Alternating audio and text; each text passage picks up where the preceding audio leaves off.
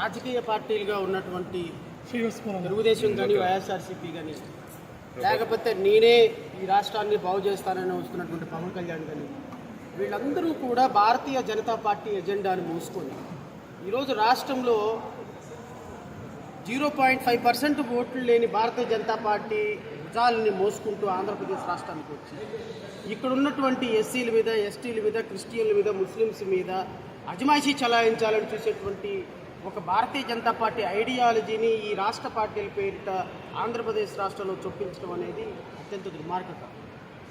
ఈరోజు human rights council ఆధ్వర్యంలో జరిగినటువంటి ఈ శిక్షణ తరగతుల్లో లేకపోతే సదస్సులో ఈరోజు రాష్ట్రంలో జరుగుతున్నటువంటి 1956 నుంచి ఈ రోజు వరకు 2023 సంవత్సరం వరకు అంటే ఆంధ్రప్రదేశ్ రాష్ట్రం ఏర్పడిన దగ్గర నుంచి వరకు జరిగినటువంటి చుండూరు, కారంచేడు, నీర్కొండ, పదిరికుప్పం, నిన్న మొన్నటి వరకు సుధాకర్ దగ్గర నుంచి డాక్టర్ అచ్చెన్న అంశాల వరకు చూసుకుంటే కొన్ని వేల మంది దళితులు అసూలు బాసిన ఒక్క అభ్యర్థికి, ఒక్క వ్యక్తికి కూడా ఈరోజు శిక్ష పడలేదు అంటే ఏ సమాజంలో బతుకుతున్నామో మనం అర్థం చేసుకోవాలి.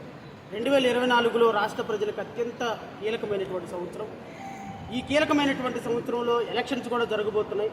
మన భవిష్యత్తును నిర్దేశించుకునేటువంటి ఎలక్షన్స్ ప్రతి ఒక్క ప్రజాస్వామ్యవాది, నేను కులాన్ని మతాన్ని గురించి మాట్లాడను కానీ ప్రజాస్వామ్యవాదులందరూ కూడా ప్రజాస్వామ్యం బతకాలి అంటే నన్ను కొడితే నా పోలీస్ ఆఫీసర్ ఎఫ్ఐఆర్ రిజిస్టర్ చేయాలి, కొట్టిన వాడిని అరెస్ట్ చేయాలి అంటే మీరు ఎవరికి ఓటు వేయాలో డిసైడ్ చేసుకోండి.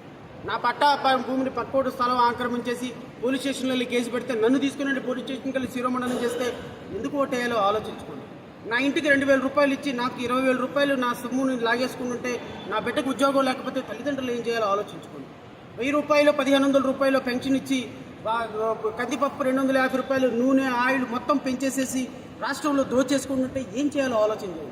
10,000 రూపాయలు సంపాదించేవాడు ఈ రోజున కనీసం ఒక పూట కూడా పూర్తిగా అన్నం తినలేని దౌర్భాగ్య పరిస్థితుల్లో ఈ రాష్ట్రం ఉండడానికి కారణం చంద్రబాబు నాయుడు, జగన్మోహన్ రెడ్డి కాదా?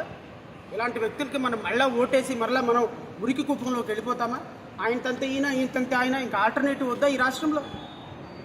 ఎవరికి ఏం చేశారనేది మాట్లాడితే ఎవ్వరు ఏం చేసింది లేదు, మనమే చేసుకోవాలి. ఇది మన పరిపాలన, మన డబ్బు, మన సమాజం. ఆలోచించుకోమని ప్రజలను కోరుతున్నాను.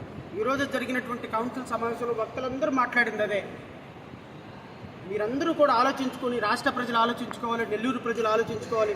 రేపు 2024లో ఆలోచించి ఓటేయమని, ఈ రాష్ట్రంలో మన బతుకులు బాగు చేసే వ్యక్తులకు ఓటేయమని నేను మనస్ఫూర్తిగా మీ ద్వారా ప్రజలకు కోరుతున్నాను. Thank you.